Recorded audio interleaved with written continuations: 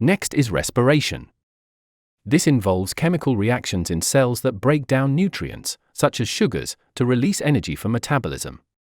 Metabolism encompasses all chemical processes that sustain life. Sensitivity is the ability to detect and react to environmental changes. For example, humans sense temperature shifts and respond by sweating or shivering.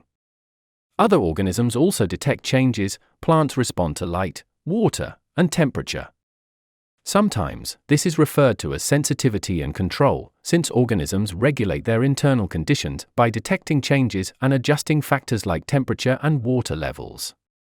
It refers to an organism's ability to increase in size. This is described as a permanent increase in size and dry mass, where dry mass refers to an organism's weight without water. For example, a kitten grows into an adult cat, and a single bacterium increases in size before dividing. Reproduction is the process of producing offspring. This can be sexual, such as a cat giving birth to kittens, or asexual, like bacteria splitting into two new cells.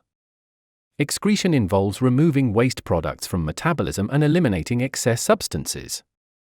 This includes getting rid of waste like carbon dioxide and urea. It also means removing surplus substances such as water and minerals. While organisms need these materials, excess amounts must be excreted. The last characteristic is nutrition. This refers to obtaining materials for energy, growth, and development. In animals, this usually means eating and drinking to acquire nutrients. In fungi and bacteria, it involves absorbing nutrients from the environment through diffusion or active transport. These 7 traits define all living organisms. If something meets all these criteria, it is classified as an organism. Additionally, all living organisms consist of one or more cells.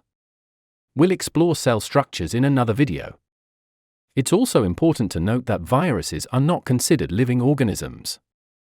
Although some refer to them as organisms, they do not fulfill all 7 criteria.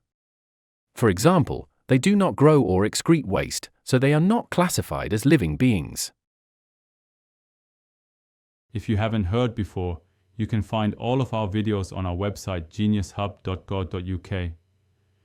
Additionally, you'll also find MCQs, flashcards, past papers, and quizzes. Make sure to leave a like and subscribe for more content like this.